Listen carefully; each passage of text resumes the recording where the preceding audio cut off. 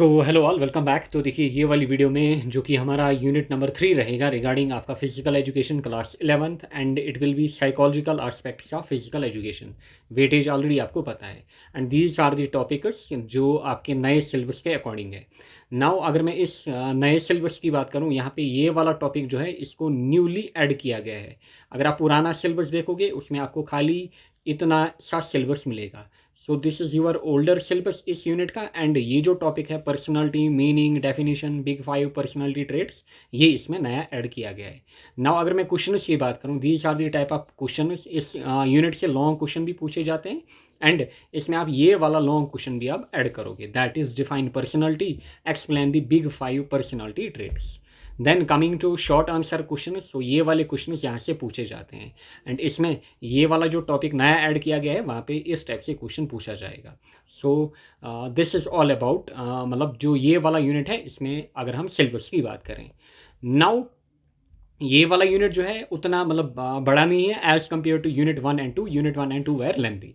So I am going to start now the unit number 3। सो आप lecture में बने रहे, अच्छे से नोट पेकिंग करें। अगर नोट पेकिंग नहीं करनी है so you can go to my app, वहाँ से आप क्या कर सकते हो, नोट्स को परचेज कर सकते हो। Now I am going two of my camera, क्योंकि वीडियो की जो अपलोडिंग है, अपलोडिंग में थोड़ी सी दिक्कत होती है जब वीडियो थोड़ा लंबा हो जाता है। नाउ देखिएगा, psychological aspects of physical education. अच्छा, जो नोट्स हैं, नोट्स की अगर मैं बात करूं, मैंने पेड क्यों रखे हैं, रीज़न बीइंग कि जो मेरे नोट्स होते हैं, be it environment, physical education, physics वगैरह, मतलब जो अदर बाकी यूट्यूबर्स हैं या फिर बाकी चीज़ें जो हैं वो मतलब उनको क्या करते हैं, उन्हीं को कॉपी पेस्ट करते हैं, या फिर अदर टीचर्स की भी अगर मैं बात करूं जो बोर्ड के लिए पढ़ाते हैं, मतलब खुद से मतलब उनको रेडीमेड चाहिए होता है, बस अपना नाम वहाँ पे चिपका देते हैं, एंड हमारे जो नोट्स होते हैं उनके ऊपर अपना नाम वगैरह चिपका देते हैं। एंड इवन की जो यहाँ पे अभी लीडिंग इंस्टीट्यूट्स हैं ना, उनमें भी हमारे नोट्स वगैरह जो हैं वो कॉपी होते हैं, बीट फिजिक्स, बीट केमिस्ट्री या फिर बाकी चीज़ें। जो आपके सीनियर्स हैं उनको ऑलरेडी ये चीज़ें पता होंगी, सो छोड़िए उस बात को। Now psychological aspects of physical education, अगर मैं इस यूनिट की बात करूं, सो यहाँ पे साइकोलॉजी आपका मतलब ही है, साइकोलॉजी मतलब जो चीज़ें आपके ब्रेन के अंदर चलती हैं, यानी कि जो भी चीज़ें आपके दिमाग के अंदर चलती हैं, सो वो चीज़ें यहाँ पे इंक्लूड होती हैं। अच्छा, पहली बात तो साइकोलॉजी हमारे पास होती क्या है, इसका मीनिंग हमारे पास क्या है।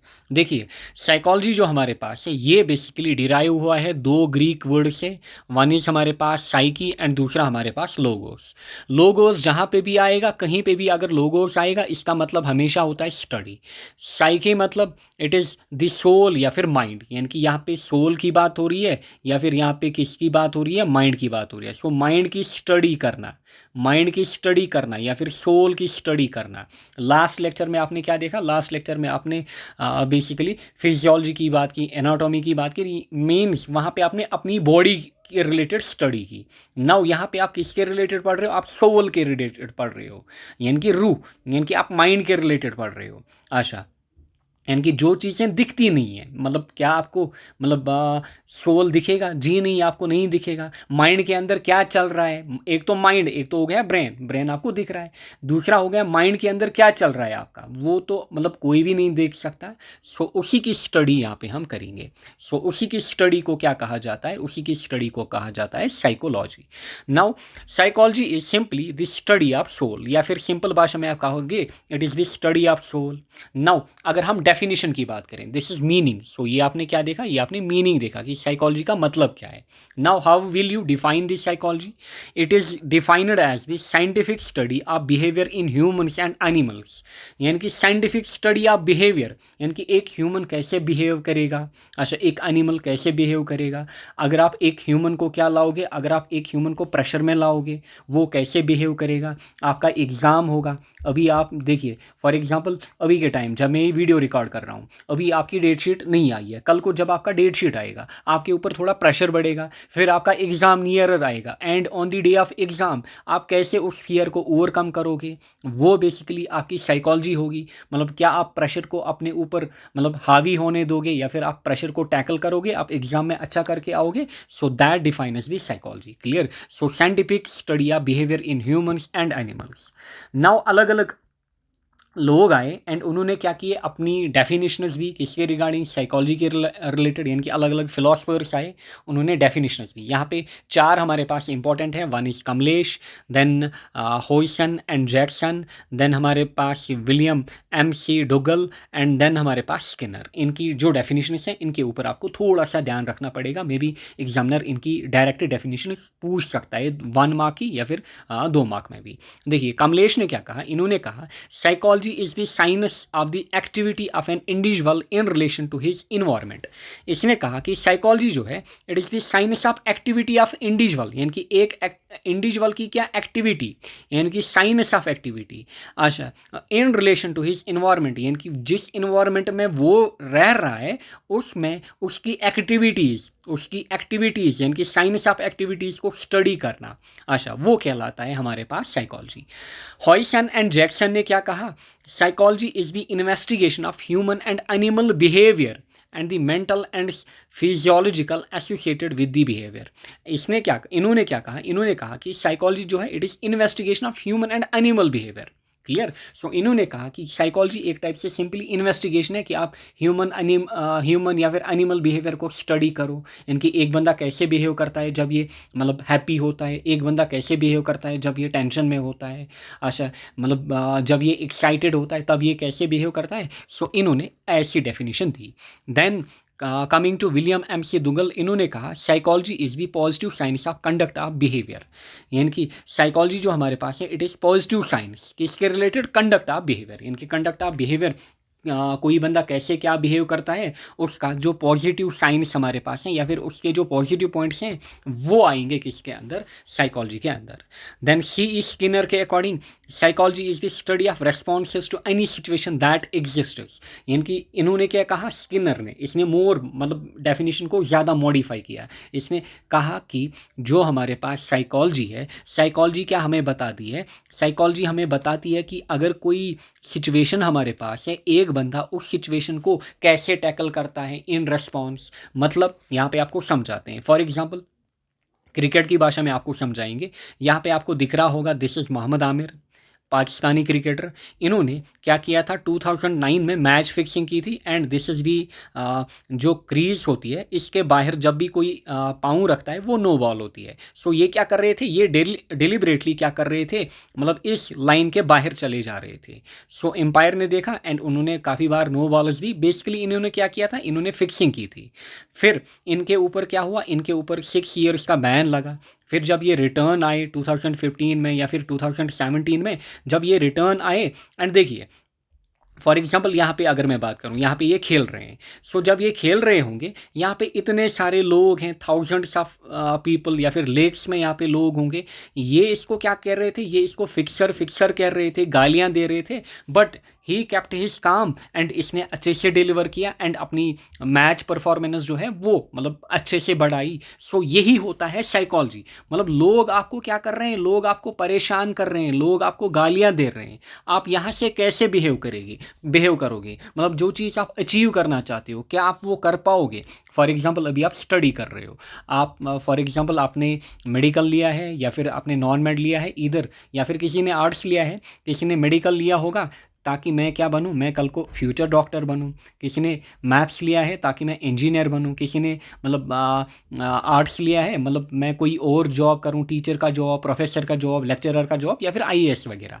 नाउ अब आपके अराउंड जो आपका इन्वायरमेंट है, आपके अराउंड आपके घर वाले, आपके नेबर्स, आपके फ्रेंड्स, आपके रिलेटिव्स, मतलब कोई ना कोई आपको ज़रूर बोलेगा भाई तुमसे नहीं होगा, क्लियर, आपसे नहीं होगा। सो आप कैसे मतलब रेस्पॉन्ड करोगे, आप यहाँ से उनके साथ झगड़ा करोगे या फिर उनको अवॉइड करोगे या फिर अपना फोकस अपनी स्टडी के ऊपर रखोगे। सो यही चीज़ क्या होती है, यही चीज़ डिफाइन करती है साइकोलॉजी को। क्या करती है साइकोलॉजी को, इनकी study of response to any situation. लोग आपको क्या कर रहे हैं, आपसे नहीं होगा, लोग आपको डिमोटिवेट कर रहे हैं या फिर मतलब देखिए मतलब लोग जो हैं मतलब आपको कहेंगे कि आपसे नहीं होगा, मतलब आप ये बिल्कुल भी अचीव नहीं कर पाओगे। मतलब लोग कहेंगे आपको मतलब अरे नहीं ये तो पॉसिबल ही नहीं है, मतलब आजकल मतलब ऐसे होगा ही नहीं, बट मतलब वो आपको गिराने आएंगे। बट आपको क्या करना है, you have to keep your काम, आपको अपने जो रेस्पॉन्स हैं वो चिल्लाने में नहीं मतलब वेस्ट करना है, या फिर अपनी एनर्जी जो है उनको बताने में वेस्ट नहीं करना है।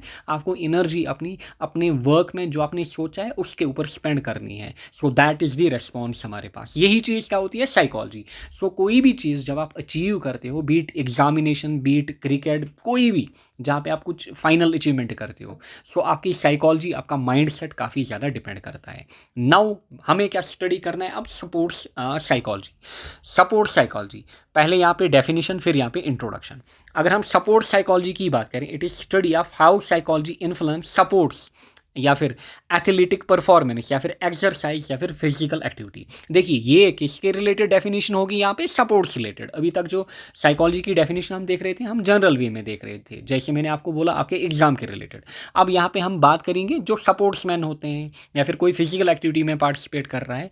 सपोर्ट साइकोलॉजी क्या होती है, study of how psychology influence supports, यानी कि सपोर्ट्स को कैसे इन्फ्लुएंस करती है, या फिर एक एथलीट जो होता है उसकी परफॉर्मेंस को कैसे इम्पैक्ट करता है, या फिर उसकी एक्सरसाइज को या फिर उसकी फिजिकल एक्टिविटी को कैसे इम्पैक्ट करता है। सो इस चीज़ को हम कहते हैं support psychology. It is the study of reading the players mind set या फिर माइंड ड्यूरिंग सपोर्ट सेटिंग। अच्छा, मतलब हम कहते हैं ना कोई प्लेयर होता है या फिर कोई बॉलर होता है, कोई बॉलर क्या करता है, मतलब उसको मतलब फॉर एग्जांपल किसी अपोजिट टीम को 6 बॉल्स में क्या होते हैं 20 रन रिक्वायर होते हैं, मतलब उससे नहीं हो पाता है, मतलब वो उन रन्स को डिफेंड नहीं कर पाता है। रीज़न बीइंग उसके ऊपर प्रेशर आ जाता है, मतलब वो साइकोलॉजिकली फिट नहीं होता है उस टाइम। मतलब उसके माइंड में ढेर सारी बातें चल रही हैं, मतलब लोगों का शोर, मतलब अपनी परफॉर्मेंस का डर कि अगर ये मुझसे नहीं हुआ तो मैं क्या करूँगा, या फिर जैसे हम इंट्रांस में होते हैं, आप होते हो, मैं रहा हूँ इंट्रांस में, मतलब डर रहता है कि अगर मेरी सिलेक्शन नहीं होगी तब क्या होगा। मतलब माइंड में कितनी चीज़ें चलती हैं, घर वाले क्या बोलेंगे, मतलब रिलेटिव्स क्या बोलेंगे, मतलब ये चीज़ें क्या होती हैं, यही होती हैं बेसिकली क्या, मतलब यही हमें क्या करनी होती है, स्टडी। अब यहाँ पे आपको स्टडी करना है इन टर्म्स ऑफ सपोर्ट्समैनशिप, यानी कि कोई क्रिकेटर है, कोई फुटबॉल प्लेयर है, फॉर एग्जाम्पल रोनाल्डो है, रोनाल्डो के ऊपर कितना प्रेशर है कि वो एक भी बार अपनी टीम को क्या चैंपियन नहीं बना पाया। मतलब जब वो खेलता होगा, मतलब या फिर रिसेंटली वर्ल्ड कप हुआ फुटबॉल का, उसके ऊपर कितना प्रेशर था। मतलब वो हर मतलब जब भी वो ग्राउंड में आता होगा उसके दिमाग में एक ही चीज़ आती होगी कि मैं मतलब कभी अपनी टीम को या फिर अपने कंट्री को वर्ल्ड कप नहीं दिला पाया। सो ये बेसिकली क्या होती है, ये बेसिकली प्लेयर का माइंड सेट होता है। फिर sport psychologist work with professional athletes और sports person to improve their performance and increase motivation. देखिए इसीलिए क्या कोच रिक्वायर होते हैं। फॉर एग्जाम्पल विराट कोहली की अगर मैं बात करूं, आपको क्रिकेट में दिखता होगा कि सबसे मतलब अभी के टाइम मतलब विराट कोहली जो है मतलब काफ़ी ज़्यादा रन्स बनाए हैं, स्पेशली अगर हम वनडे एंड T20 की बात करें, काफ़ी ज़्यादा इम्पैक्टफुल रहे हैं। नाउ विराट कोहली को भी कोच की रिक्वायरमेंट है। क्यों? क्योंकि विराट कोहली का भी दिन बैठ जाएगा। हम कहते हैं कि मतलब कोई मतलब मैंने काफ़ी बार सुना है कि विराट कोहली को क्यों कोई कोच चाहिए या फिर किसी और अच्छे बॉलर को। रीज़न यही होता है कि विराट कोहली के ऊपर भी प्रेशर आ जाता है मैच का या फिर सिचुएशन का। सो उस टाइम उसका जो कोच है वो उसको काम करता है, या फिर उस टाइम जब विराट कोहली से कोई गलती होती है या फिर किसी भी प्लेयर से कोई गलती होती है, रोनाल्डो, मैसी वगैरह, सो उनके जो कोच होते हैं वो उन चीज़ों को, क्योंकि वो गेम से बाहर होते हैं, वो गेम को रीड कर रहे होते हैं। जो क्रिकेटर होता है या फिर फुटबॉल प्लेयर होता है वो गेम का हिस्सा होता है, उनके ऊपर प्रेशर होता है उन मतलब उनके माइंड में ढेर सारी चीज़ें चलती हैं, वो उस टाइम नहीं सोच पाते हैं वो चीज़ें। फॉर एग्जांपल अगर आप मतलब वॉच कर रहे हो कोई मैच, आप बोलते हो कि इसको ऐसा करना चाहिए, क्यों? क्योंकि आप बगैर टेंशन हो, आप घर पे बैठे हो, आप बोलते हो कि इसको ऐसे करना चाहिए, इस बॉल को ऐसे खेलना चाहिए था। सो रीज़न यही होता है, इसलिए कोचेस की रिक्वायरमेंट होती है। सो सपोर्ट साइकोलॉजिस्ट की भी रिक्वायरमेंट होती है ताकि एक एथलीट का या फिर सपोर्ट्स पर्सन को वो इम्प्रूव करे उसकी परफॉर्मेंस बढ़ाने में एंड उसको मोटिवेटेड रखें। So this is the support psychology. फिर इंट्रोडक्शन। अब सपोर्ट साइकोलॉजी मतलब कैसे इंट्रोड्यूस हुई। अच्छा, जो सपोर्ट साइकोलॉजी हमारे पास है ये जनरली विजिबल मतलब पहली बार देखी गई ओलंपिक गेम्स के अंदर इन 1984, यानी कि 1984 से इसका कॉन्सेप्ट आया कि एक एक खिलाड़ी को, एक सपोर्ट्समैन को साइकोलॉजिकली भी हेल्प चाहिए, मेंटली भी उसको हेल्प चाहिए। खाली मतलब उसको एक्सटर्नली फिट नहीं रहना है, मतलब उसकी बॉडी मतलब बाहर से ही अच्छी नहीं दिखनी चाहिए, मतलब खाली बाहर से ही नहीं अच्छी दिखनी चाहिए, बल्कि उसका माइंड जो है वो मेंटली इल नहीं होना चाहिए, वो बिल्कुल फोकस करना चाहिए अपने गेम के ऊपर। सो इसीलिए क्या किया गया 1984 में सपोर्ट साइकोलॉजी को लाया गया। क्लियर, सपोर्ट साइकोलॉजी को लाया गया।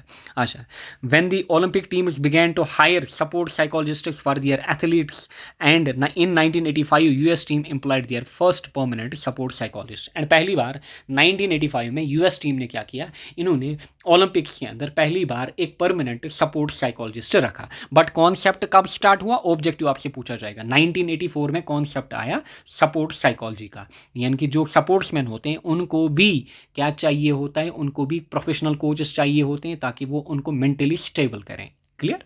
Now importance of sport psychology. Sport psychology important क्यों है, देखिए, sport psychology can be use to enhance an athlete's performance. अभी आपको समझ में आ रहा होगा कि एक एथलीट की परफॉर्मेंस को वो क्या करती है, बूस्ट अप करती है, helping with stress management, increasing motivation, anxiety control, mental toughness. यानी कि जब किसी खिलाड़ी के बुरे दिन चलते हैं, फॉर एग्जाम्पल विराट कोहली की अगर मैं बात करूँ, 3 साल तक विराट कोहली ने कोई भी 100 नहीं मारा क्रिकेट के अंदर, चाहे टेस्ट हो, ओडीआई हो या फिर T20 हो। सो इसके ऊपर प्रेशर था, जब भी ये मतलब 50 मारता था, इसको मतलब ऑटोमेटिकली इसके दिमाग में आता होगा कि इस बार मैं 100 करूँगा, या फिर अगर इस बार भी मुझसे नहीं होगा। सो ये प्रेशर आ जाता है एक खिलाड़ी के ऊपर। सो इसमें ये चीज़, इसमें इसको कौन हेल्प करता है, इसमें इसको कोचेस हेल्प करते हैं, या फिर जो फिजियोज होते हैं, अगर मतलब कोई तकलीफ़ हो या फिर कोई मतलब एक्सटर्नल फैक्टर में एक्सटर्नल प्रॉब्लम हो, उसमें फिजियोज होते हैं या फिर सपोर्ट साइकोलॉजिस्ट कोच होते हैं।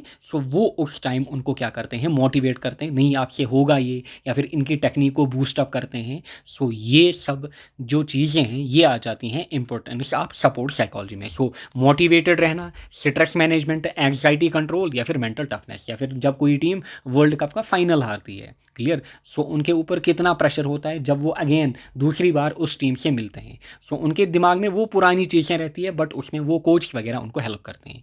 It also help us with injury rehabilitation, team building, burnout. अच्छा, करियर ट्रांजिशन, मतलब करियर में कोई मतलब गिरावट आना, करियर में कोई गिरावट आना। फॉर एग्जांपल विराट कोहली की ही हम बात करें, मतलब 3 साल इन्होंने कोई भी 100 नहीं मारा, लोग कह रहे थे इनको रिटायर होना चाहिए, या फिर कोई और सपोर्ट्स में आप लीजिए जिनको आप जानते होंगे, लोग उनको कहते हैं इनको रिटायर होना चाहिए। So that is known as career transition, यानी कि उनमें उनके करियर में पहले ग्राफ अप था, फिर ग्राफ गिर गया, अब लोग कह रहे हैं कि इनको रिटायर होना चाहिए। सो उस टाइम जब इनका ग्राफ गिरता है, परफॉर्मेंस गिरती है, सो उस टाइम इनको जो सपोर्ट साइकोलॉजी है उनकी नीड होती है। क्लियर, उनकी नीड होती है, जो साइकोलॉजिस्ट होते हैं उनकी नीड होती है।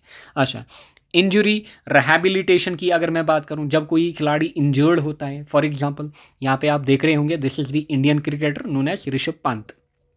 नाउ कुछ साल पहले इनका क्या हुआ, इनका एक फैटल एक्सीडेंट हुआ था, एंड ये लगभग 1 साल तक क्या रहे, क्रिकेट से मतलब बाहर रहे। एंड जब इनका फैटल एक्सीडेंट हुआ, सो इनके माइंड में क्या चल रहा होगा उस टाइम कि मुझे एक्सीडेंट हुआ, कार एक्सीडेंट हुआ था, हैवी कार एक्सीडेंट। उनको लग रहा होगा कि दोबारा मैं अब क्रिकेट में मतलब नहीं आ पाऊँगा, I can't play any more cricket. But उनके कोचेस इनके साथ थे, उनके जो फिजियोज थे या फिर रिहैबिलिटेटर्स थे, उन्होंने इनको क्या किया, इन्होंने इनको फिट किया, मतलब उनकी साइकोलॉजी क्या की, अच्छे से बिल्डअप की, उनको मेंटली प्रिपेयर किया, नहीं आप करोगे। सो फिर अभी के टाइम ये फिर से टीम में वापस आ गए और अच्छी परफॉर्मेंस दे रहे हैं। सो ये सारा जो खेल होता है, ये सारा सपोर्ट साइकोलॉजी का खेल होता है, क्योंकि प्रेशर एक्सटर्नली नहीं होता है, प्रेशर जो होता है दैट इज़ बेसिकली मेंटली, अंदर से प्रेशर होता है। चाहे आप एग्ज़ाम प्रिपेयर करो या फिर आप कोई मतलब कोई भी कंपटीशन में आप चाहो, बीट एग्जाम यानी कि स्टडी रिलेटेड कंपटीशन या फिर sports related competition. Now role of sport psychology. Sport psychology का क्या क्या रोल है, अलग अलग 9 पॉइंट्स हमारे पास हैं, अच्छे से समझे एक एक को। कंसंट्रेशन एंड मेंटल प्रिपरेशन, यानी कि अपनी कंसंट्रेशन बरकरार रखना, अपनी मेंटल प्रिपरेशन क्या रखना, बिल्कुल कांस्टेंट रखना। अच्छा, एंग्जाइटी मैनेजमेंट एंड रिलेशन, अपनी एंग्जाइटी को कंट्रोल रखना। फॉर एग्जाम्पल अगर मैं यहाँ पे बात करूँ the greatest of cricketer that is Sachin Tendulkar की अगर मैं बात करूं, अगर मैं इनकी बात करूं, हुआ क्या था, मतलब जब ये खेल रहे थे कहाँ पे, ऑस्ट्रेलिया के अंदर, इन्होंने मतलब टेस्ट सीरीज चल रही थी, 2-3 मतलब 4-5 इनिंग्स में ये क्या हुए थे, कंटिन्यूसली फेल, इनसे रन नहीं बन रहे थे। क्यों रन नहीं बन रहे थे, देखिए हो क्या रहा था, जो बॉलर आ रहा था, दिस इज ऑफ साइड, इसको हम क्या कहते हैं, देखिए ये जो आपको दिख रहा है इसको कहते हैं क्रिकेट में वैगन व्हील, ये ऑफ साइड होता है and this is the on side, एक राइट हैंडेड बैटर के लिए। जो बॉलर आ रहा था वो इनको स्लिप में आउट कर रहा था कंटिन्यूसली, एंड इन्होंने क्या डिसाइड किया, इन्होंने डिसाइड किया कि मैं क्या करूंगा, एंड सारे खिलाड़ी कहाँ पे रखे गए थे, इस साइड में। इन्होंने डिसाइड किया कि मैं जो भी बॉल आएगी ऑफ साइड में मैं बिल्कुल उसको छोड़ूंगा, मतलब इतनी कंसंट्रेशन इन्होंने रखी। इन्होंने क्या किया, इन्होंने अपने 95% रन किधर बनाए, इस साइड में बनाए, इनको आउट इस साइड कर रहे थे बट इन्होंने सारे रन इस साइड बनाए, जो भी बॉल इस साइड आ रही थी वो उसको लीव कर रहे थे, मतलब अपना काउ ड्राइव नहीं खेल रहे थे। सो इन्होंने, मतलब आप समझिए, इन्होंने फिर डबल 100 मारी, आप समझिए, मतलब एक ऐसी लेवल पे जहाँ पे मतलब इतने हाई लेवल एथलीट्स होते हैं, मतलब कैसे इन्होंने अपनी कंसंट्रेशन बनाई रखी, एंड बिल्कुल ऑफ साइड में मतलब कुछ ही 1-2 शॉट्स खेले, बाकी सारा इन्होंने इधर की ओर खेला। सो दैट इज़ कंसंट्रेशन या फिर मेंटल प्रिपरेशन, यानी कि ये मेंटली प्रिपेयर होके आए थे कि इस बार मुझे ऑफ साइड में आउट नहीं होना है। या फिर एंग्जाइटी मैनेजमेंट, इनको कितना प्रेशर रहा होगा उससे पहले।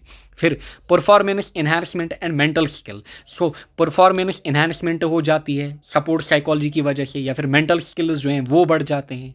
स्ट्रेस एंड टाइम मैनेजमेंट, कोई भी खिलाड़ी हो, कोई भी सपोर्ट्समैन हो, वो अपने टाइम की क्या करता है, अपने टाइम की मैनेजमेंट करता है। या फिर स्ट्रेस मैनेजमेंट, आपने देखा होगा जो सपोर्ट्समैन होते हैं उनका फिक्सड स्केड्यूल होता है, मतलब उनका ये फिक्सड होता है कि रात को 9 बजे सोना है, रात को 8 बजे फ़ोन बंद करना है, किसी से भी बात नहीं करनी है, सुबह 5 बजे उठना है। सो एक अच्छा टाइम मैनेजमेंट उनका रहता है। फिर यहाँ पे अच्छा, team building and leadership skill, so team building and leadership skills बढ़ जाते हैं सपोर्ट साइकोलॉजी की वजह से। फॉर एग्जांपल अगर मैं ग्रेटेस्ट क्रिकेटर की बात करूं जो बेस्ट कैप्टन रहे हैं all time, that is Ricky Ponting. Ricky Ponting that is Australian cricket team के कैप्टन, मतलब 2 ODI world cups and champions trophy, and अपनी टीम को उस टाइम मतलब टेस्ट चैंपियनशिप नहीं होती थी, नंबर 1 पे होती थी। एंड फॉर एग्जांपल आज के टाइम सभी को पता है कि क्रिकेट में इंडिया बेस्ट कर रहा है, बट इंडिया इतना पावरफुल बोर्ड हो के भी, मतलब इतने सारी पॉपुलेशन हो के भी अभी तक इंडिया मतलब उस ऑस्ट्रेलिया जैसा नहीं बन पाया है। क्यों, मतलब इंडिया के पास मतलब इतने सारे रिसोर्स हैं अभी के टाइम, बट स्टिल ये ऐसा नहीं बन पाया है। मतलब उस टाइम मतलब ऑस्ट्रेलिया के सामने अगर कोई 5 में से 1 मैच भी जीतता था वो अचीवमेंट होती थी। बट इंडिया का अभी आप देखोगे, इंडिया ने मतलब T20 वर्ल्ड कप जीता, चैंपियंस ट्रॉफी जीती, या फिर एशिया कप वगैरह जीता, सो आप कहोगे कि इंडिया अच्छा कर रहा है। बट स्टिल मतलब अगर आप लास्ट 2 ईयर्स में देखोगे इंडिया के कितने वाइट वॉश हुए टेस्ट क्रिकेट में, ओडीआईज में या फिर T20s में। सो ऑस्ट्रेलिया के साथ बिल्कुल ऐसा नहीं होता था जब ये अपनी पीक पे थे ना 15-20 साल में। ये मतलब अपोजिट टीम को मतलब मैदान में आने से पहले ही हराते थे, मतलब ऐसा इनका माइंड सेट होता था। जब प्रैक्टिस चलती थी ना मतलब क्रिकेटर्स की, ये मतलब घूम के आते थे, गोल गोल चक्कर लगाते थे किसको, ग्राउंड को, एंड उन अपोजिट मेंबर्स को क्या करते थे, उनको बस घूरते रहते थे। ये इनका दबदबा था, एंड इनसे किसी सीरीज में अगर आप एक मैच जीतते थे ना वो अचीवमेंट रहती थी। सो ये थे ऑल टाइम ग्रेटेस्ट आप कहोगे लीडर, यानी कि कैसे अपनी टीम को इन्होंने पीक पे लिया 15-20 ईयर्स में। सो that is team building and leadership skill. अच्छा, इंजरी रिहैबिलिटेशन जिसकी अभी हमने बात की, अगर कोई खिलाड़ी इंजर्ड होता है सो उस टाइम सपोर्ट साइकोलॉजी हेल्प करती है। या फिर कम्युनिकेशन स्किल, या फिर फिजियोलॉजिकल असेसमेंट, फिर balancing support study job family वगैरह, यानी कि एक सपोर्ट्समैन कैसे मतलब अपनी जॉब को, कुछ सपोर्ट्समैन जो होते हैं वो जॉब ही करते हैं, यानी कि ऐसा नहीं है। इंडिया में ही आप देखोगे जो क्रिकेटर्स होते हैं मतलब वो काफ़ी रिच होते हैं, बट जो बाकी सपोर्ट्स के साथ होते हैं मतलब हॉकी के साथ या फिर मतलब जो एथलीट्स वगैरह होते हैं ओलंपिक्स के साथ, वो साथ में जॉब ही करते हैं। ऐसा नहीं है कि वो खाली वो गेम ही खेलते हैं, वो जॉब ही करते हैं साथ में। कुछ ज़्यादातर उनको जॉब रेलवेज़ में दी जाती है, जॉब करते हैं, अच्छा स्टडी करते हैं कुछ, अच्छा फैमिली के साथ टाइम देना होता है, अपने सपोर्ट्स को बैलेंस करना होता है। ये सब चीज़ें कैसे आ जाती हैं, बाय दी सपोर्ट साइकोलॉजी। सो आप अपने सपोर्ट्स को, स्टडी को, जॉब को, फैमिली को, सबको टाइम अच्छे से दे पाते हो। नेक्स्ट हमारे पास है मोटिवेशन। नेक्स्ट टॉपिक जो हमारे पास है it is motivation. So support psychology, I hope आपको समझ में आया होगा। नाउ मोटिवेशन की अगर हम बात करें, वर्ड मोटिवेशन जो है ये लैटिन वर्ड मोवियर से क्या हुआ है, डिराइव हुआ है, जिसका मतलब है टू चेंज या टू मूव, मोटिवेट होना, यानी कि मोटिवेट होना, टू मूव या टू चेंज, अपने आप को चेंज करना या फिर मूव ऑन करना। हम कहते हैं ना मूव ऑन करो, कोई प्रॉब्लम है आपको, आप इससे क्या करो, मूव ऑन करो, यानी कि मोटिवेट हो जाओ। सो यही मतलब है कि इसका मोटिवेशन का, टू चेंज या टू मूव। अच्छा, दियर फोर जो मोटिवेशन हमारे पास होती है, अगर हम मोटिवेशन की बात करें, मोटिवेशन एक पर्सन के अंदर क्या होती है, या वो सेल्फ ड्रिवन होती है, या वो जो एक्सटर्नल सोर्सेस होते हैं या तो सेल्फ ड्रिवन होती है, यानी कि खुद से आ जाती है, या फिर कुछ को क्या होता है, कुछ को एक्सटर्नली उनको क्या करना होता है, फोर्स करना होता है। यानी कि कोई बंदा जो होता है वो सेल्फ मोटिवेटेड होता है, यानी कि सेल्फ ड्रिवन होता है, मतलब उसके माइंड में, फॉर एग्जांपल आजकल आप क्या करते हो, मोटिवेशनल वीडियोस देखते हो। मैंने कभी मतलब मोटिवेशन वीडियो नहीं देखा है, मतलब अपनी लाइफ में अभी तक। मतलब मोटिवेशन हम आपको क्यों चाहिए, मतलब आपके घर वाले जो हैं दे आर इनफ, मतलब आपकी माँ आपके लिए मतलब खाना पका रही है, आपका बाप आपके लिए मतलब बाहर निकल रहा है, दुनिया के साथ लड़ रहा है। सो आपको क्यों मोटिवेशनल वीडियो चाहिए। सो अगर आपको मोटिवेशनल वीडियो चाहिए मतलब आपको एक्सटर्नल फोर्स चाहिए। अगर आप मोटिवेशनल वीडियो के बगैर जो आपको करना है, मतलब आपको किसी को पढ़ाई करनी है, किसी को जॉब करनी है, किसी को जॉब में दिक्कत आ रही है, किसी को सपोर्ट्स में जाना है, मतलब अगर आप कह रहे हो कि मुझसे नहीं होगा, सो आप सेल्फ ड्रिवन नहीं हो, सो आपको एक्सटर्नल फोर्स चाहिए। सो किसी के अंदर ये खुद से होता है कि नहीं मुझे करना है, इसमें क्या है, मतलब एंट्रांस निकालना है, नीट करना है, या फिर 12th में अच्छे मार्क्स लाने हैं तो लाने हैं, इसमें मोटिवेशन क्यों चाहिए आपको। पढ़ना है तो पढ़ना है, मुझे 6 घंटे पढ़ना है, मुझे 8 घंटे पढ़ना है, 12 घंटे पढ़ना है, अपने लिए पढ़ना है। Clear. So that is self driven. So motivation जो है, अभी हम पढ़ेंगे मोटिवेशन दो टाइप के होते हैं। वन इज एक एक्सटर्नल फोर्स आपको दिया जाएगा, मतलब भाई आप ये करो, मतलब आपको कोई क्या करेगा, या फिर मतलब आपको कोई कहेगा कि आपसे नहीं होगा, सो आप मतलब फिर करने लग जाओगे। सो आप उस टाइम क्या होंगे, एक्सटर्नली ड्रिवन, यानी कि आपको किसी ने एक्सटर्नली पुश किया, मजबूर किया मतलब ये काम करने में। दूसरा, आपको फ़र्क ही नहीं पड़ रहा है कि कोई क्या बोले, बस आपने गोल रखा है कि मैं करूँगा। सो दैट इज हमारे पास मोटिवेशन। सो दस motivated means a person is driven और मूव्ड बाय इनर अर्ज और फोर्स टू अचीव। सो या तो आप इनर, ध्यान दीजिए, या तो आप इनर अर्ज से क्या हो ड्रिवन, या तो आप एक्सटर्नल फोर्स से क्या हो driven to achieve the goal. So it is हमारे पास मोटिवेशन। सो मोटिवेशन दो टाइप की हमारे पास होती है, वन इज एक्सट्रेंसिक, दूसरा हमारे पास इंट्रेंसिक। नाउ एक्सट्रेंसिक मोटिवेशन की बात अगर हम करें, एक्सट्रेंसिक मोटिवेशन जो है ये बेसिकली क्या आ जाता है, ये एक्सटर्नल फैक्टर से आ जाता है। Extrinsic motivation refers to the drive to engage in a physical activity in order to obtain external rewards और avoid negative consequence rather than for enjoyment और personal satisfaction of activity itself. It is typically driven by external factors such as money, recognition और pressure from others. So ऐसे समझिए external motivation जो अभी मैं आपको बोल रहा था, मतलब कोई बच्चा होता है, वो स्टडीज़ में क्या होता है, वीक होता है, मतलब आपसे आपके नेबर्स, आपके फ्रेंड्स, यानी कि XYZ कोई भी आपसे कह रहा है कि आपसे नहीं होगा, क्लियर, आप नहीं कर पाओगे, you can't, clear, you can't do this, you can't do it, so आप ये चीज़ नहीं कर पाओगे। सो आप एक्सटर्नली मोटिवेट होते हो, आप बोलते हो कि नहीं मैं उनको दिखाऊंगा, मैं अपने नेबर्स को, मैं अपने रिलेटिव्स को, या फिर जिन्होंने मुझे रिजेक्ट किया, कोई मतलब कोई फ्रेंड आपका है वो आपको छोड़ के जाता है, मतलब आपसे फ्रेंडशिप तोड़ के जाता है, या फिर आजकल तो ज़्यादा ही मतलब बॉयफ्रेंड गर्लफ्रेंड का कल्चर चल रहा है, मतलब फिर किसी को धोखा हुआ, वो कहता है कि नहीं अब मैं इसको दिखाऊंगा। अरे आपको क्यों उसको दिखाना है, आप खुद के लिए करिए, अपने माँ बाप के लिए करिए। सो दैट इज़ हमारे पास एक्सटर्नल फोर्स, यानी कि आपको कोई और चीज़ मोटिवेट कर रही है इसके रिलेटेड कि आप ये करो, मतलब खुद की आपकी अर्ज नहीं है कि मुझे ये चाहिए, बट आप एक्सटर्नल रिवॉर्ड्स के लिए वो कर रहे हो, clear. So pressure from others या फिर रिकॉग्निशन, मतलब आप चाहते हो कि मुझे मतलब क्या मिले, मुझे इज्जत मिले अपनी सोसाइटी के अंदर, लोग मुझे अच्छा कहें या फिर लोग मेरी तारीफ़ें करें। सो आप उसके लिए ये काम कर रहे हो, या फिर मनी के लिए, कुछ काम क्या होते हैं, मनी के लिए होते हैं, मतलब आपको मनी चाहिए। सो मनी आपको वहाँ पे क्या कर रही है, मनी आपको वहाँ पे क्या कर रही है, मजबूर कर रही है करने के लिए। सो या फिर प्रेशर फ्रॉम अदर्स। सो इस चीज़ को हम क्या कहते हैं, extrinsic motivation. It includes fear motivation, social motivation, incentive motivation. So इसमें फियर मोटिवेशन मतलब लॉस, मतलब आप सोचते हो कि अगर मैं एंट्रेंस में सिलेक्ट नहीं हुआ, मेरे हमसाया क्या कहेंगे, या फिर मेरा फर्स्ट सेकंड थर्ड चौथा पोस्ट मतलब मैंने ढेर सारे अटैम्प्ट दिए, अगर मेरा मेरा इस अटैम्प्ट में नहीं हुआ तब क्या होगा। सो दैट इज़ फियर मोटिवेशन या फिर सोशल मोटिवेशन या फिर इंसेंटिव। यानी कि इन शॉर्ट यहाँ पे आपको एडिशनल या फिर एक्सटर्नल फोर्सेस जो हैं वो आपको मोटिवेट कर रहे हैं। So it is extrinsic motivation. जैसे यहाँ पे फॉर एग्जाम्पल अगर हम बात करें जो 2023 वर्ल्ड कप हुआ था, आईसीसी वर्ल्ड कप इंडिया में, कि इन्होंने जीता था, ऑस्ट्रेलिया ने जीता था। नाउ जब ये मतलब ऑस्ट्रेलियन कैप्टन ग्राउंड में आए थे, इन्होंने इनसे कहा गया था कि वहाँ पे 1.2 लाख क्या होंगे, 1.2 लाख लोग होंगे जो वहाँ पे मैच देख रहे होंगे, सारे इंडियन होंगे, आपके ऊपर कैसा प्रेशर होगा।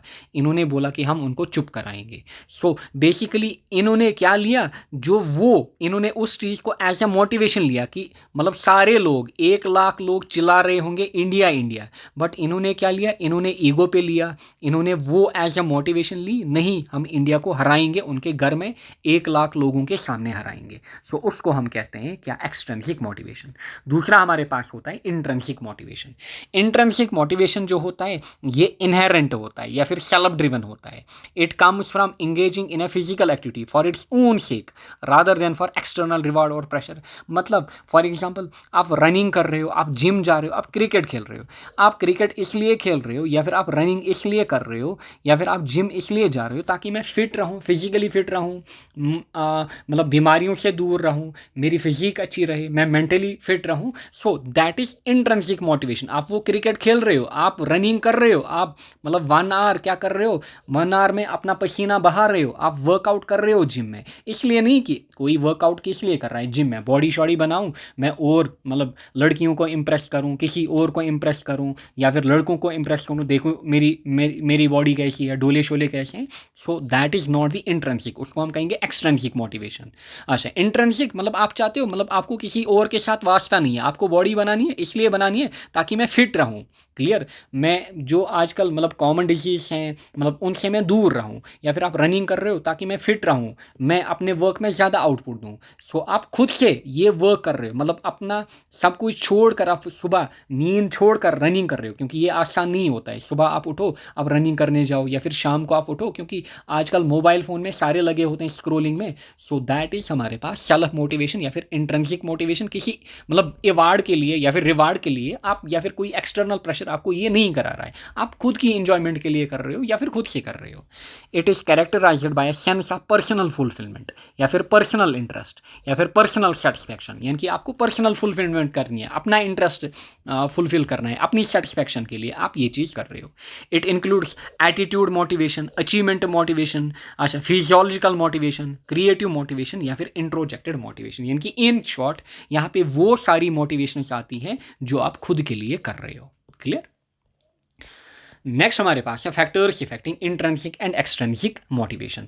वन इज सोशल फैक्टर, दूसरा हमारे पास यहाँ पे psychological factor. Now social factor की अगर हम बात करें, क्या क्या फैक्टर इफेक्ट करता है इंट्रिंसिक एंड एक्सट्रिंसिक मोटिवेशन को। सोशल फैक्टर मतलब सक्सेस एंड फेलियर, मतलब आप इसलिए मतलब पढ़ाई कर रहे हो, आप इसलिए पढ़ाई कर रहे हो, मतलब आप फॉर एग्जांपल 12 आवर्स पढ़ाई कर रहे हो, इसलिए कर रहे हो कि अगर मैं कल को अगर मैंने मतलब पढ़ाई नहीं की, मैं फेल हो जाऊंगा, लोग क्या कहेंगे।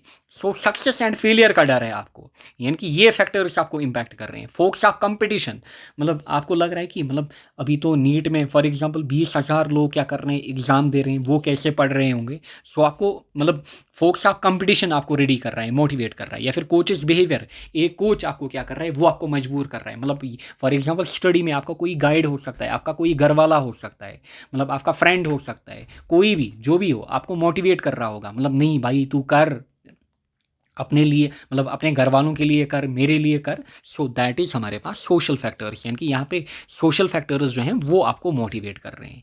नेक्स्ट इज हमारे पास साइकोलॉजिकल फैक्टर्स, इसमें कॉम्पिटेंस आ जाता है, ऑटोनॉमी या फिर रिलेटेडनेस, यानी कि यहाँ पे सारे वो चीज़ें आ जाती हैं जो आपको साइकोलॉजिकली या फिर मेंटली मोटिवेट करें। यानी कि कॉम्पिटेंस यानी कि आपको कम्पीट करना है और के साथ, या फिर ऑटोनॉमी आपको अपना सेल्फ डेवलप करना है, या फिर रिलेटेडनेस यानी कि इन शॉर्ट यहाँ पे आपको क्या करना है, यहाँ पे अपने आप को आपको क्या करना है, मतलब किसी भी मतलब तरीके से आपको अपना मतलब अपने आप को क्या करना है, इम्प्रूव करना है, ये सोचे बगैर कि लोग क्या कहेंगे अगर मैं कल को फेल हो गया। मतलब आपको लोगों के साथ कुछ भी नहीं है, मतलब आप सोच रहे हो कि मैं अपना बेस्ट दूंगा, फिर लोग क्या कहेंगे, मुझे उसके साथ कुछ नहीं है। सो दैट इज़ हमारे पास psychological factors.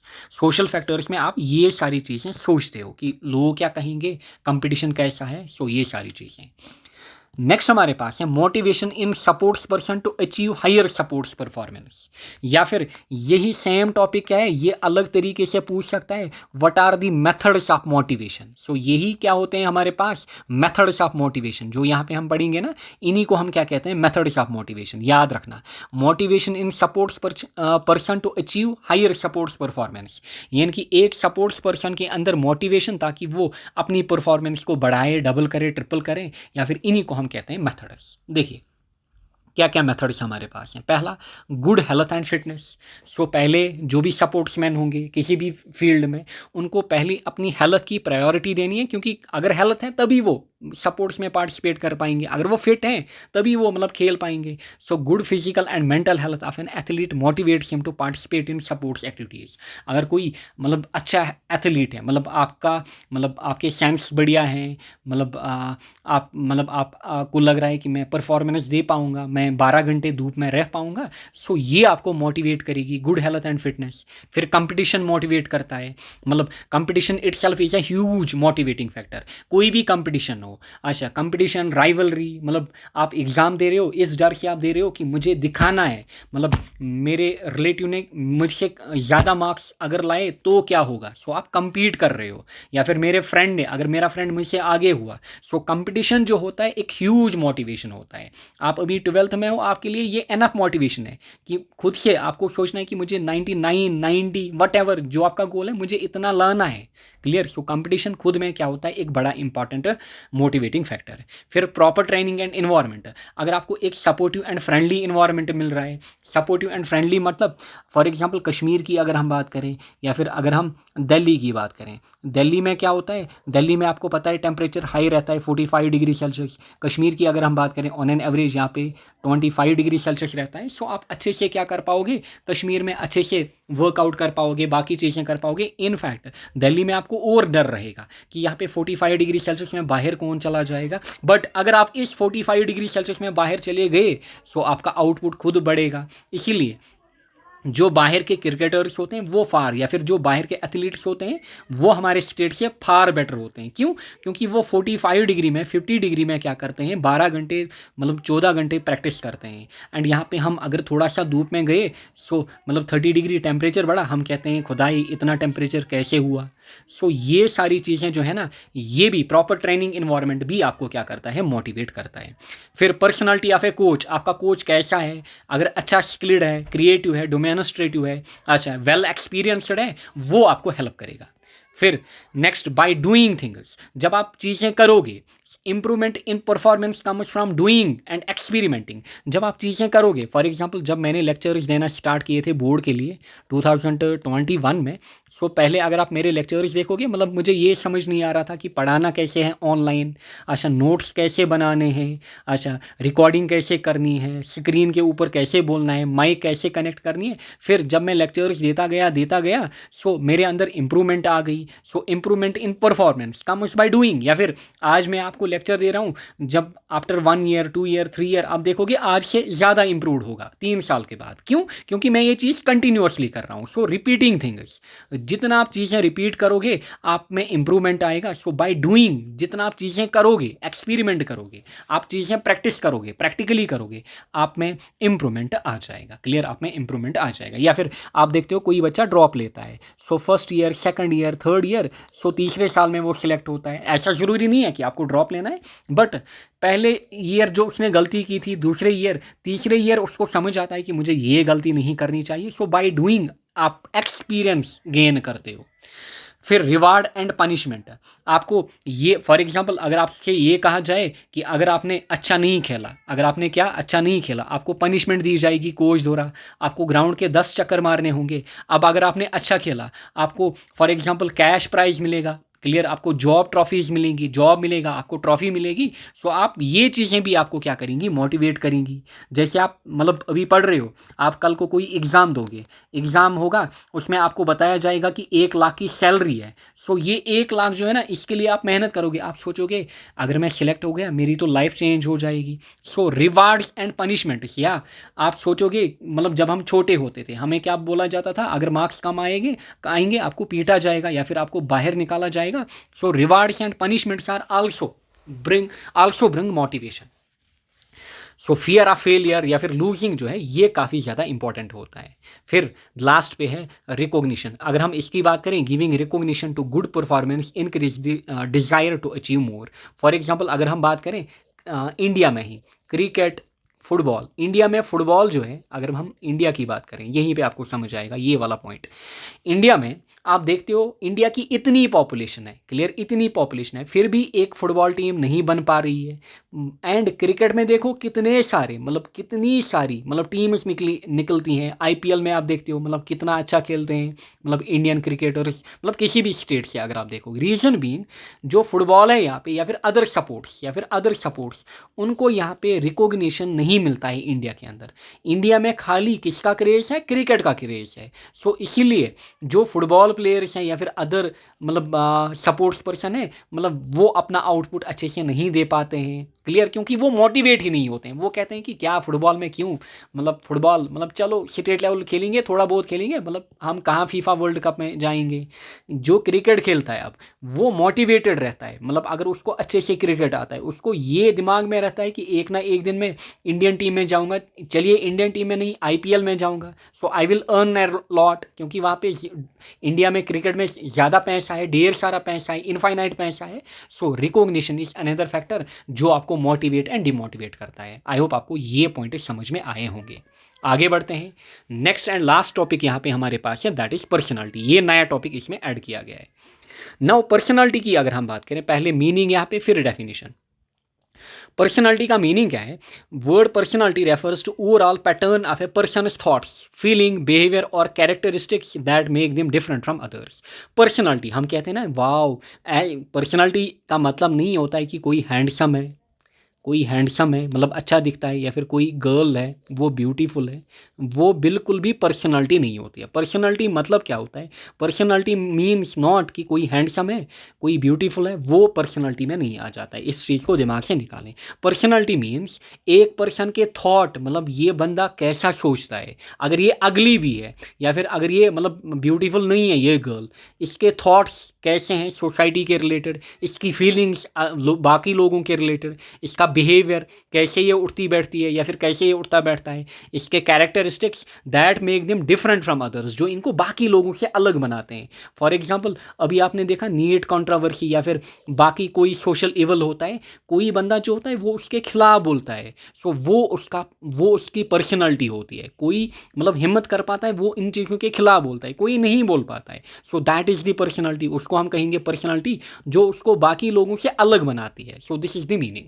Definition, personality is the unique combination of, देखिए क्या क्या, फिजिकल, फिर मेंटल, फिर emotional and social characteristics of an individual. So ये चीज़ क्या होती है? ये चीज़ होती है पर्सनालिटी, यानी कि फिजिकली भी आप लोग आपको जानते हैं, या फिर आप फिजिकली भी कुछ चीज़ें अच्छे करते हो, मेंटली भी, इमोशनली भी एंड साथ में सोशली भी। एग्जाम्पल यहाँ पे फॉर एग्जाम्पल ढेर सारे क्रिकेटर्स हैं, विराट कोहली की अगर हम बात करें ट्रेंडिंग इंडिया में, या फिर रोहित शर्मा, जब आपने देखा स्टूडेंट्स क्या कर रहे थे, प्रोटेस्ट कर रहे थे, इनमें से किसी ने भी बात नहीं की उसके रिलेटेड। या फिर इंडिया में जो इतना गलत हो रहा है स्टूडेंट्स के साथ, हर साल एक छोटा एग्ज़ाम, अगर यहाँ पे पियोन का एग्ज़ाम होता है, वो भी बेसिकली क्या होता है, उसमें भी पेपर आउट हो जाता है, उसमें भी पेपर लीक होता है।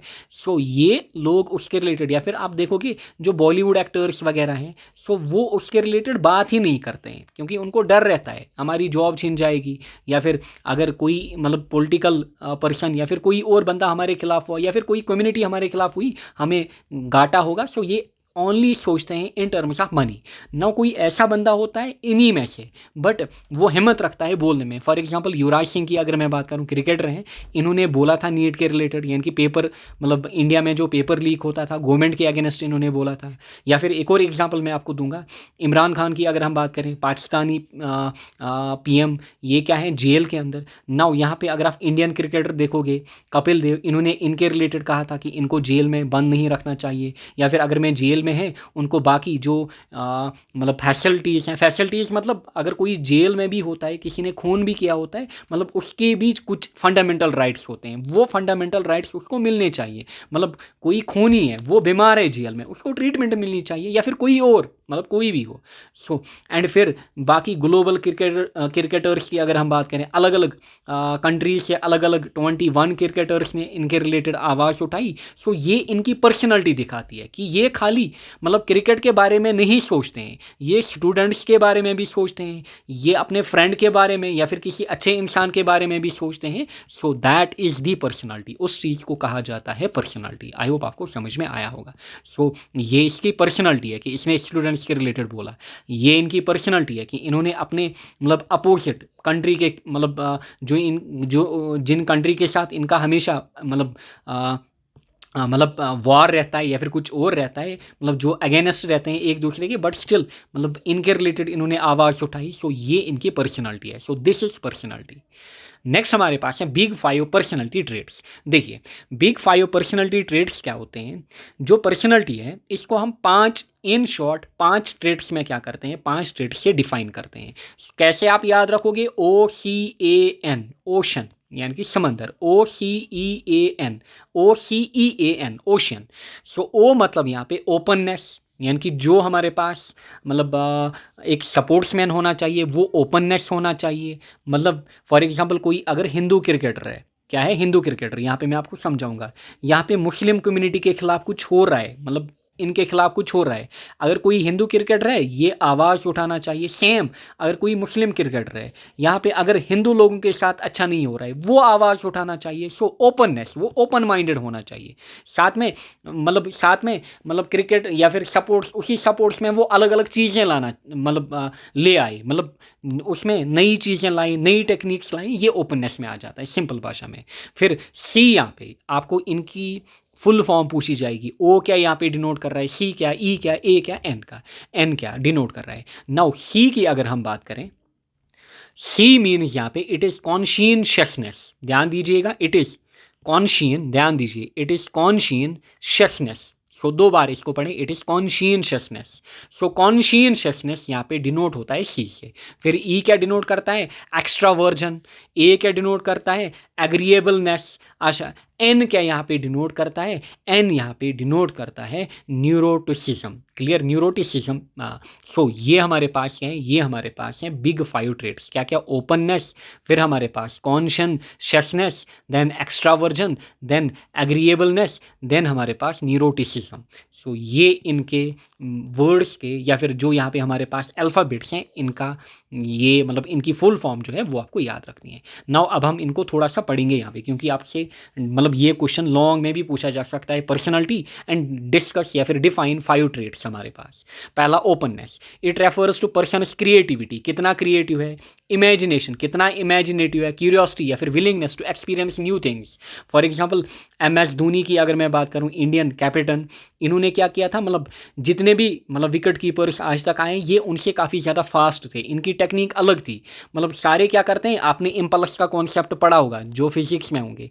इम्पल्स का कॉन्सेप्ट क्या कहता है कि बॉल आपके पास आनी चाहिए, आपको अपने हाथ पीछे खींचने, बट ये क्या करते थे, ये बॉल की ही तरफ अपने हाथ लेके आते थे, यानी कि बॉल के अगेंस्ट ही जाते थे एंड जल्दी से स्टंप करते थे। या फिर कोई नई टेक्निक बैट्समैन ने सीखी, दैट इज़ हमारे पास ओपननेस, यानी कि इसमें कितनी क्रिएटिविटी है, इमेजिनेशन है, क्यूरियोसिटी है, विलिंगनेस है, ताकि नई चीज़ें करें। फिर हमारे पास दूसरा पॉइंट क्या है यहाँ पे, दैट इज़ हमारे पास कॉन्शियसनेस। अगर हम इसकी बात करें, इसमें क्या आ जाता है, इसमें हमारे पास डिसिप्लिन आ जाता है, रेस्पॉन्सिबिलिटी, ऑर्गेनाइजेशन या फिर कमिटमेंट टुवर्ड्स गोल्स। यानी कि अभी आप हो, आप कितने डिसिप्लिन्ड हो, आप मतलब मोबाइल फ़ोन आपको कितना डिस्ट्रैक्ट कर रहा है, आप नीट की तैयारी कर रहे हो, आप JEE की तैयारी कर रहे हो, आप IAS की तैयारी कर रहे हो, आप कितने डिसिप्लिन्ड हो, आप सुबह मतलब क्या अपने फिक्स्ड टाइम पे उठ रहे हो? क्या आप कभी सुबह 6 बजे उठ रहे हो, दूसरे दिन आप मतलब 11-12 बजे उठ रहे हो? या फिर रिस्पॉन्सिबिलिटी आपको कितनी मतलब आपको कितनी समझ है कि मुझे कल को घर वालों को क्या करना है, घर वालों को मुझे मतलब बैक करना है जब वो मतलब बुढ़ापे में चले जाएंगे, मुझे अर्न करना है, मुझे अच्छे से पढ़ना है ताकि मैं उनको सपोर्ट कर पाऊँ कल को। या फिर कमिटमेंट टुवर्ड्स गोल्स, मेरे जो गोल्स हैं क्या मैं उनके रिलेटेड अपना वर्कआउट कर रहा हूँ? सो ये सारा आ जाता है इसमें। नेक्स्ट हमारे पास है extraversion. Extraversion means it refers to being social, energetic, active and enthusiastic. So यहाँ पे एक्स्ट्रावर्जन का मतलब क्या है कि आप क्या हो, आप सोशली एक्टिव हो, आप लोगों के साथ अच्छे से बातें करते हो। मतलब कोई क्रिकेटर होता है, कोई क्या होता है, कोई फॉर एग्जांपल कोई मतलब काफ़ी ज़्यादा मूडी होता है या फिर सैड रहता है हर टाइम। सो कोई एनर्जेटिक होता है, मतलब अपने फ्रेंड सर्कल में या फिर लोगों के साथ क्या करता है, मस्ती मजाक करता है। जो क्राउड होती है, मतलब मैच चल रहा होता है, कोई खिलाड़ी होता है वो क्राउड के साथ भी बातें करता है या फिर उनको भी क्या करता है, उनको भी यहाँ से क्या करता है, उनको भी यहाँ से मतलब जो क्राउड उसको मतलब वहाँ से बू मार रही है वो भी यहाँ से बू मार रहा है। या फिर एनर्जेटिक होता है या फिर एक्टिव होता है या फिर अपने ग्रुप को क्या करता है, मोटिवेट करता है। So that is extraversion. या फिर अच्छे से जोक्स मारता है। So that is known as extraversion. फिर हमारे पास है एग्रीएबलनेस। इसका मतलब क्या है, being cooperative, friendly, helpful and considerate towards others. यानी कि अगर आपके दुश्मन भी हैं, फॉर एग्जाम्पल क्रिकेट में आप देखते हो, यहाँ पे आपको दिख रहा होगा विराट कोहली मतलब यहाँ पे एक क्रिकेटर के क्या कर रहे हैं, शू लेसेस जो हैं वो बांध रहे हैं। सो दिस इज हमारे पास एग्रीएबलनेस, यानी कि ये कोऑपरेटिव हो रहे हैं, फ्रेंडली हो रहे हैं इनके साथ, भले ही इनका यहाँ पे इनकी राइवलरी है बट ये इनको हेल्प कर रहे हैं। सो ये आ जाता है किसमें, एग्रीएबलनेस में। नेक्स्ट हमारे पास है न्यूरोटिसिज्म। न्यूरोटिसिज्म में क्या आ जाता है यहाँ पे, it refers to tendency of experience negative emotions such as anxiety, worry, nervousness या फिर इमोशनल इंस्टेबिलिटी। फॉर एग्जाम्पल यहाँ पे कोई मतलब कोई फुटबॉलर है, इनको लेटर सपोज यहाँ पे फ्री किक मिल गई एंड ये लास्ट किक है कि ये इनके पास लास्ट चांस है या फिर लास्ट मिनट चल रहा है एंड इनके पास लास्ट चांस है मैच जीतने का, इनको गोल करना है। सो इनके दिमाग में उस टाइम कितनी नर्वसनेस आ रही होगी, मतलब ये दिमाग में सोच रहा होगा कि अगर ये गोल नहीं हुआ तब क्या होगा। सो ये सारी चीज़ें जो है ना, एंग्जाइटी इसके दिमाग में आ रही होगी, ढेर सारे थॉट्स आ रहे होंगे, लोगों का प्रेशर, लोग जो चिल्ला रहे होंगे सो उनका प्रेशर आ रहा होगा। सो ये सारी चीज़ें किस में आ जाती है, न्यूरोटिसिज्म में। सो नर्वसनेस या फिर वरी करना, यानी कि मतलब कंडीशन आपकी ख़राब है, आप उसमें कैसे बिहेव करोगे, ये आ जाता है किसमें, न्यूरोटिसिज्म में। सो दिस इज हमारे पास व्हाट, ये आ जाते हैं बिग 5 पर्सनालिटी ट्रेट्स। नाउ कुछ MCQs यहाँ पे हैं जो आप खुद से करोगे। Sport psychology is the scientific study of, बताइए which of the following is important role of sport psychology. Motivation is best described as a force that, motivation that comes with in an individual, उसको क्या कहेंगे। Example of extrinsic motivation बताइए। अच्छा, which of the following is an effective method of motivation in physical education. Personality refers to unique pattern of persons. अच्छा, how many traits are there include in big 5 personality model. In the big 5 personality model a person who is cooperative, friendly, helpfulness, उसको क्या कहेंगे। अच्छा, which acronym represents the big 5 personality trait. So ये कुछ MCQs हैं जो आप यहाँ से प्रैक्टिस करके जाओगे, इससे आपको आइडिया मिलेगा आपके पेपर में कैसे MCQs पूछे जाएंगे। So thank you all, best of luck।